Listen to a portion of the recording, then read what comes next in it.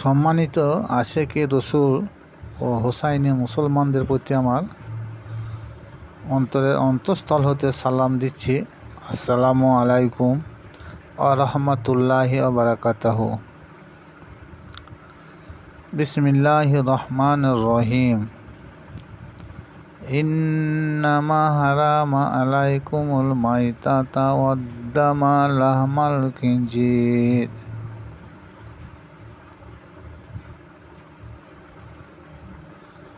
এই আয়াতে আল্লাহ পাক রব্বুল আলামিন বলেন, নিশ্চয় আমি হারাম করেছি তোমাদের জন্য মৃত্যু পশুর মাংস, প্রবাহিত রক্ত এবং আল্লাহর নাম ব্যতীত কোনো পশুকে জবাই করলে। এটা আল কোরআনের বাণী। এটা সূরা বাকারাতেও আছে, সূরা মায়েদাও আছে, আরও অন্য জায়গায় থাকলেও থাকতে পারে, কিন্তু আমার জানার মতে এই দুই জায়গায় আছে। এই আয়াতের পরিপ্রেক্ষিতে মওলানা রুমি বলছেন যে মহাব্বত প্রত্যেকটা মানুষের থাকা দরকার। পার্থিব জগতে মানুষ নামাজ, রোজা, হজ, যাকাত যত কিছু কর্ম করুক, তারপরে যদি তাদের দিল থেকে মহাব্বত উঠে যায়, তাদের কোনো নামাজ, রোজা, হজ, যাকাত কোনো কাজেই লাগবে না। মহাব্বত এক মানুষের সঙ্গে এক মানুষের মহাব্বত থাকা প্রয়োজন বা দরকার। তাই মওলানা রুমি বলছেন, मोहब्बत ऐसा चीज़ है वो तो रात के दिन बने दे। मोहब्बत ऐसा चीज़ है नून तक के मिष्टी बने दे। मोहब्बत ऐसा चीज़ है हराम के हलाल बने दे। मोहब्बत ऐसा चीज़ है नाजायज़ के जायज़ बने दे। তিনি অনেক কিছু কথা বলেছেন। এখান থেকে বোঝা গেল যে মহাব্বতের বিপরীত কোনো দলিল পাওয়া যায় না। মহাব্বত যদি কেউ করে কারোর সঙ্গে, আল্লাহর ওয়াস্তে সে মহাব্বতটা হতে হবে। তাহলে এখানে হাদিস এবং কোরআন ড্রপিং করে দিচ্ছে। যেমন আল্লাহ নবীর পাক সাল্লাল্লাহু তাআলা আলাইহি সাল্লামের একটা হাদিস মোবারক, হুজুর পাক একদিন কোনো এক যুদ্ধ থেকে বাড়ি ফিরছেন। তো সেই যুদ্ধে আল্লাহ নবীর দেহ মোবারকে খুব আঘাত লেগেছিল এবং সে আঘাতের পরিপ্রেক্ষিতে ওনার নুরানি বদন থেকে পবিত্র রক্ত ঝরে পড়ে যাচ্ছে। তা সে অবস্থায় মালিক ইবনে সিনান বলে একজন ওনার বিশিষ্ট সাহাবী ছিলেন। তা মালিক ইবনে সিনান হুজুরের শরীর মোবারক থেকে প্রবাহিত রক্ত বয়ে যাচ্ছে, তিনি তাকিয়ে দেখে আর সহ্য করতে পারলেন না। তাই তো হুজুরের দেহ মোবারক থেকে পবিত্র রক্ত ঝরে পড়ছে জমিনে। না জানি এই জমিনের মধ্যে কে পেচ্ছাপ করবে, কে পায়খানা করবে, কোনো কুকুর বিড়াল জসা করবে। তিনি মনের মধ্যে এটা ভেবে নিলেন। আল্লাহ নবীকে বললেন, ইয়া রাসূলুল্লাহ, ইয়া হাবিবাল্লাহ, আপনার যে দেহ মোবারক থেকে যে রক্ত মোবারক ঝরে জমিনে পড়ছে, আমি মালিক ইবনে সিনান, আমি তো সহ্য করতে পারছি না। এ তো কোনো ওষুধে ভালো হচ্ছে না।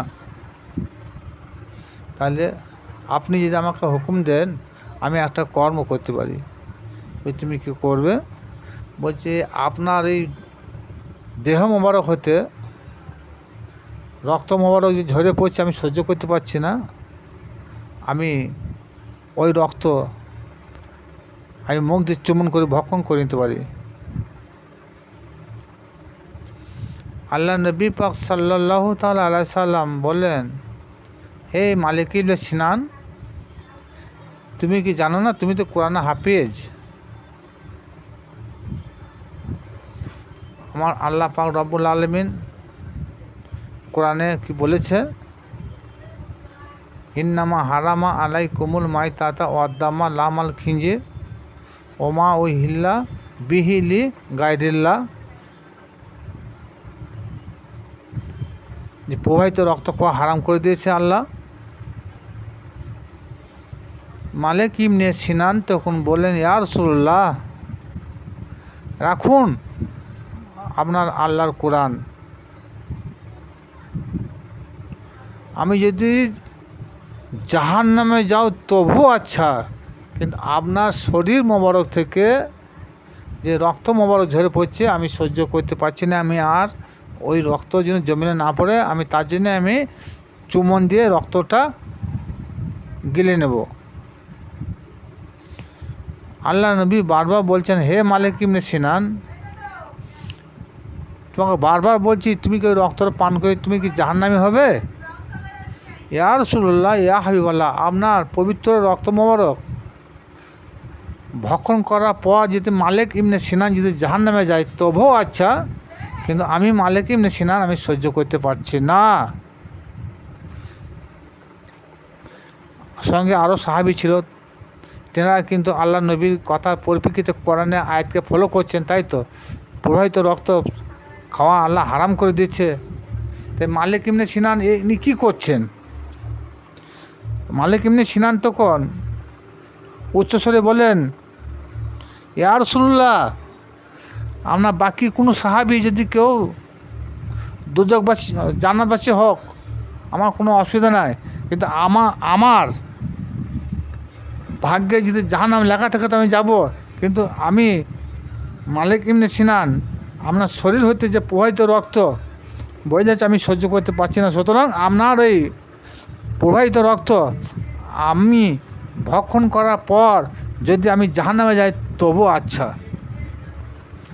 কারো কথা শুনলেন না, আল্লাহ নবী বারবার বললেন, তখন কী করলেন, সেই শরীর মোবারকে তিনি মুখ লাগিয়ে দিলেন, তখন সে প্রবাহিত রক্ত আর জমিনে পড়তে দিলেন না।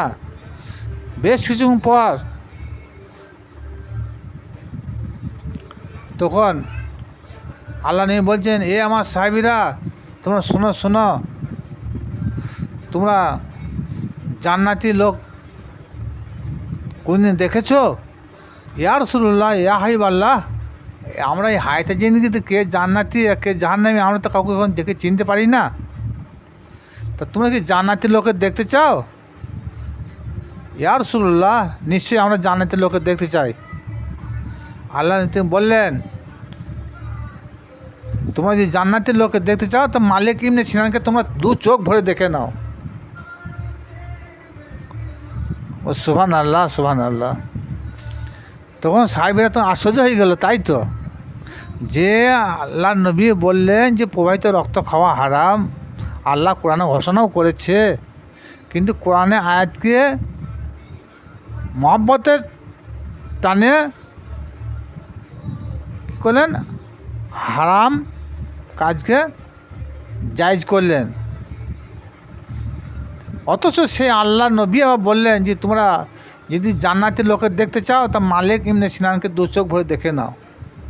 তাহলে এখান থেকে বোঝা গেল मोहब्बत ऐसा चीज़ है, हाँ, वो दिन रात के दिन বানিয়ে দেয়, হারামকে হালাল বানিয়ে দেয়, নাজায়েজকে জায়েজ বানিয়ে দেয়। তাই মৌলানা রুমি এই কথাটাকে তুলে ধরেছেন, তেনার মসনবী কিতাবে এইটাই তিনি লিখেছেন। তাহলে এখান থেকে বোঝা গেল যে মহব্বতের টানে কোরআনে আয়াত থমকে গেল। এরপরে আবার কি বলেছেন আল্লাহ, মৃত্যু পশুর মাংস খাওয়া হারাম। আল্লাহ নবীর জামানায় একজন চামার, তার নাম হচ্ছে আলী চামার। তিনি বহুদিন ধরে হজে যাব করতে ওনার টাকা আর জড়ো হয় না। কী করবেন, 1 টাকা 2 টাকা 10 টাকা 20 টাকা রাখতে এমন একটা বছর এসেছে যে সেই বছরে তেনার হজের যাবতীয় খরচা টাকাটা তিনি জমা করেছেন। বিবিকে বলছেন, বিবি আমি আর কদিন বাকি আছে, আমি হজে যাব, আমি কত বছর আমি হজে যাব করছি, পারছি না, কিন্তু এবছর আমি ইনশাল্লাহ হজ করে আসব। তা তুমি তো 10 মাসের অন্তঃসত্ত্বা আছো, আমি হজে যাব, না জানি হজ থেকে আমি না ফিরতেও পারি। তা তোমার যদি কিছু খাবার আশা থাকে বলো, আমি তোমাকে আজকে রাতেই তোমাকে সেটা এনে খাওয়াবো, আমি কাল সকালে আমি হজে যাব। বিবি তখন বলছে, স্বামী তুমি আমাকে কী আর খাওয়াবে, আমার জীবনে একটা জিনিস খেতে খুব শখ হচ্ছে। কি বলো, আমি এই রাতেই তোমাকে আমি বাজার থেকে এনে এখনই খাওয়াবো। বলছি আমি যেটা খেতে চাইছি এই মুহূর্তে সেটা বাজারে গেলেও পাওয়া যাবে না। বাজারে গেলেও পাওয়া যাবে না, সে কেমন খাবার? বলছি হ্যাঁ, সেটা এই আশপাশের মধ্যেই খাবারটা আছে, তিনি বলছেন। তা বলছি বলো, আমি চেষ্টা করব। তা বলছি দেখো, যে বাড়ির পাশে একটা বিধবা মেয়ে আছে, সদ্য বিধবা হয়েছে। তা মনে হচ্ছে ওই মেয়েটা কষা মাংস রান্না করছে। তা ওই মাংস সেন আমার লাখে লেগেছে, আমার মনটা খুব চাইছে একটু খাবার জন্যে। ওইটা পেলে আমি একটু খুব খুশি হতাম। সে আলিস আমার তখন বলছে, ঠিক আছে আমাকে একটা বাটি দাও, নিশ্চয়ই গেলে আমাকে ফিরাবে না, নিশ্চয় দেবে। তিনি বাড়ির দরজায় গিয়েছেন, দরজায় ঠক ঠক করে শিকল লাগিয়েছেন। ভিতর থেকে আওয়াজ এসেছে, কে বলছেন? বলছে আমি আলী চামার, কি দরকার এত রাতে? আমি হজে যাব আগামীকাল। তা আমার স্ত্রী 10 মাসের অন্তঃসত্ত্বা আছে, আজকের মধ্যে হয়তো বাচ্চা হবে, আমার সঙ্গে দেখা হবে না। অধিকাংশ ক্ষেত্রে হয়তো মেয়েরা বাচ্চা হতে গিয়ে মারা যায়। সুতরাং ওনার যদি কিছু খাবার চাইতে থাকে, তার জন্য ওনাকে জিজ্ঞেস করলাম তোমার কী খেতে চাও বলো, আমি তোমাকে রাতে সেই খাবারটা এনে খাওয়াবো।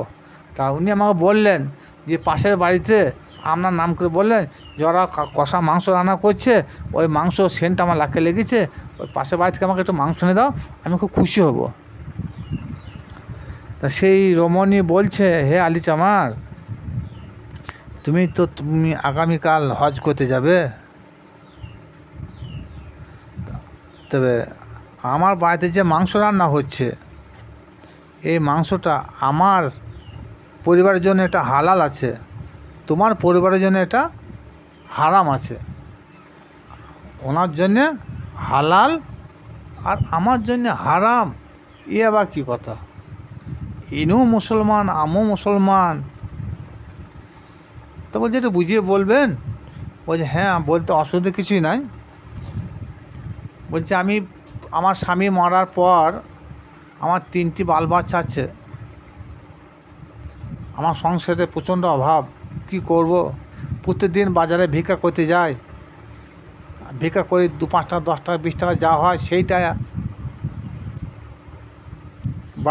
বাজার করে এনে ছেলেদের মুখে আমি হাত তুলে দিই। তা আজকে আমাকে বাজারে কেউ ভিক্ষা দেয় নাই, কেউ ঝি বৃত্তির কাজেও লাইনি। সুতরাং বাড়ি ফেরার পথে খুব মনে কষ্টের সঙ্গে বাড়ি ফিরছিলাম। ভাবছিলাম তাই তো বাড়িতে 3-3টে বাচ্চা ছেলে আছে, তাদের কী খাওয়াবো, তাদের কী জবাব দেবো? তারা তো ভকে ক্ষুধায় ছটফট করছে হয়তো, আর আমি এই অবস্থায় তাদেরকে শূন্য হাতে বাড়ি ফিরি, তাদের কী জবাব দেবো? তারা তো মনের মধ্যে ভাবছে। তাই তো আমাদের মা বাইরে গেছে, নিশ্চয়ই আমাদের জন্য 2 মুঠো খাবার নিশ্চয় বাজার থেকে নিয়ে আসবে, আমাদের দেবে, আমরা খাবো, এই আশা নিয়ে তারা বাড়িতে বসে আছে। তা তো কী করলেন, গ্রামের ধারে দেখছে সদ্য একটা গরু মারা গেছে। সেই গরুর মাংস, সে মরা গরুর মাংস কিছুটা তিনি কেটে নিয়ে এলেন, আমি বাড়িতে রান্না করছি, এই রান্নাটা আমার বাচ্চাদেরকে খাওয়াবো। সুতরাং আল্লাহ কোরআনে ফরমাইছে যে মরা পশুর মাংস খাওয়া হারাম, কিন্তু সময়ে অবস্থা অনুযায়ী খাওয়া জায়েজ আছে। তা সেটা সময়ে অবস্থা অনুযায়ী আমার ছেলেরা সারাদিন অনাহার আছে, আমার কোনো রকমে এদের জন্যে খাবারের ব্যবস্থা করতে পারি নাই, তার জন্যে আমি ভাগার থেকে ওই মরা পশুর মাংস খানিকটা নিয়ে এসে আমি রান্না করছি। এটা তোমাদের জন্য এটা হারাম আছে, আমার ছেলেদের জন্য এটা হালাল আছে।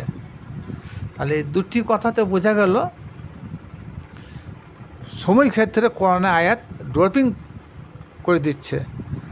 প্রথমে যেটা বলা হলো সেটা মহব্বতের কারণে হয়েছে, আর এখানে যেটা হয়েছে সেটা অভাবের কারণে হয়েছে, সময় ক্ষেত্রে হয়েছে, কিন্তু সব সময় নয়।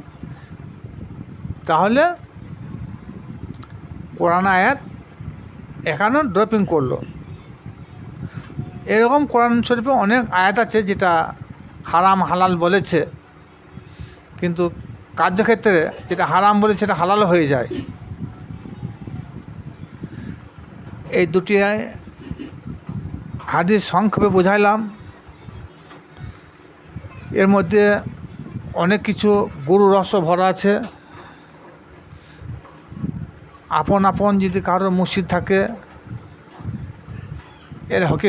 এর হকিকতগুলো কী সেটা জেনে নেবেন। আর যারা এর মধ্যে যারা জ্ঞানী আছেন তারা নিজেরাই বুঝতে পারবেন। এই যে দুটি কথা বলার পরিপ্রেক্ষিতে এইখানে যে সীমাবদ্ধ তাও নয়, এই কথা দুটিকে নিয়ে অনেক দূর এগিয়ে যাওয়া যায়। এইটা শোনার পর যদি কারোর ভালো লাগে, বেশি বেশি করে শেয়ার ও লাইক করবেন। ওমা আলাইনা বালাগ, খোদা হাফেজ।